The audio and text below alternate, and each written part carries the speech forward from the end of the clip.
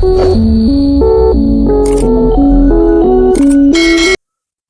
प्रणाम। सहारा इंडिया परिवार के मेरे प्यारे कर्तव्ययोगी साथियों और सहारा से जुड़े समस्त सम्मानित निवेशकर्तागण का एक बार फिर से नए वर्ष की पावन बेला पर हार्दिक अभिनंदन, स्वागत है। दोस्तों, सहारा के परिप्रेक्ष्य में इससे बेहतरीन शुरुआत शायद इस साल की नहीं हो सकती, क्योंकि 5 सितंबर को एक आदेश हुआ जिससे सहारा को बहुत बड़ा राहत मिला और उस आदेश में यह स्पष्ट हो गया कि सहारा को सुप्रीम कोर्ट के आदेश के पालन करने के लिए कितना और धन सहारा से भी के अकाउंट में जमा कराना है, और उसकी एक डेडलाइन भी दिया गया जो 9 महीने का था। 1 महीने के अंदर 1000 करोड़ रुपए जमा कराने का भी आदेश था, जिसको कि 1 महीने के अंदर ही सहारा ने पूरी तरह से पालन करते हुए एक एफिडेविट भी सहारा की तरफ से सुप्रीम कोर्ट में दाखिल किया गया। दोस्तों, तब से आपको याद होगा 2014, 2012, 31 अगस्त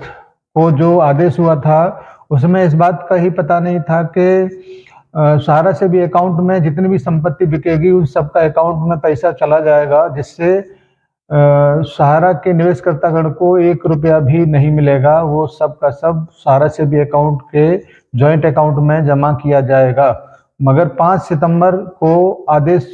इस प्रकार से होता है कि 24,021 करोड़ रुपए का जो भी बैलेंस है उस बैलेंस को पूरा करते हुए आप सुप्रीम कोर्ट के आदेश का पालन करें और उसके बाद में सहारा का बात सुना जाएगा। 1000 करोड़ जमा होने के बाद ये उम्मीद था कि सितंबर के बाद अक्टूबर में या नवंबर के महीने में सुनवाई हो जाएगा, लेकिन वो प्रतिदिन एक दिन करके आगे बढ़ता रहा और फाइनली 5 दिसंबर को सुनवाई की पहल या सुनवाई लिस्टिंग में आई। लेकिन दुर्भाग्यवश से कुछ कारण हुए होंगे सुप्रीम कोर्ट के तीनों महान हस्तियों के, जिसमें से एक अनुपस्थित रहा था। इस प्रकार की सूचनाएं उपलब्ध थी और इस अनुपस्थिति की वजह से 2024 जो एक बढ़िया विदाई हो सकती थी वह न हो पाई और शानदार शुरुआत के लिए 8 जनवरी फिर से इस सुनवाई के लिए नियुक्त किया गया है। उम्मीद केवल और केवल सुप्रीम कोर्ट की तरफ है। करोड़ों निवेशकर्तागण, लाखों सहारा के समर्पित जाबाज कार्यकर्ता साथीगण, पूरी तरह से निगाहें सुप्रीम कोर्ट की तरफ अब जा चुका है और जिससे राहत मिले, जिस प्रकार का आदेश या जिस प्रकार की सुनवाई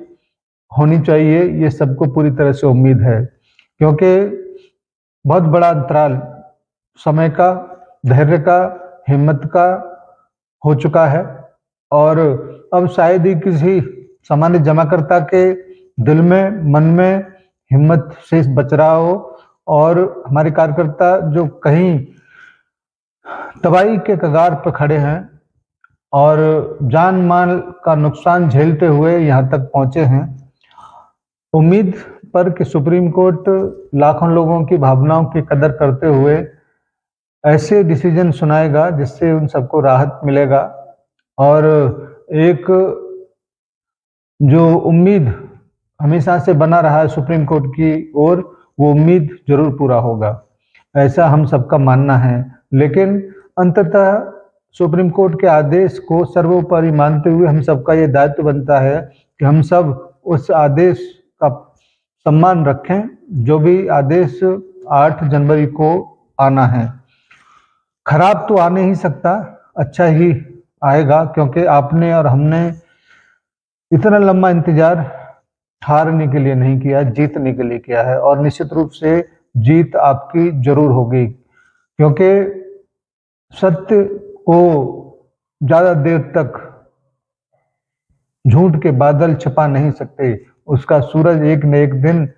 जरूर सामने आता है। इसीलिए आप सभी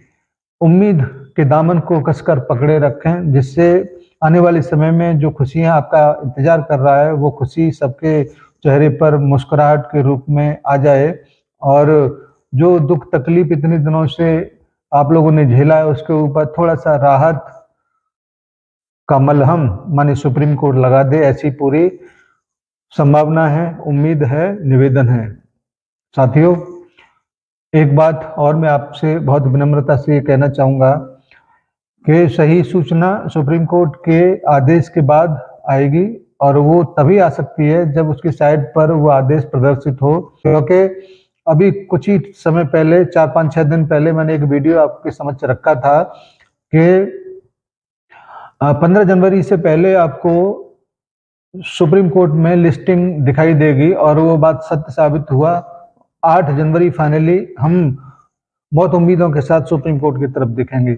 तो आपको यहाँ पर सूचनाएं मिलेंगी, लेकिन हम भी थोड़ा सा विलंब भी कर सकते हैं, क्योंकि सूचना जब तक पूरी तरह से कंफर्म ना हो आपके बीच में परोसने का कोई मतलब नहीं है।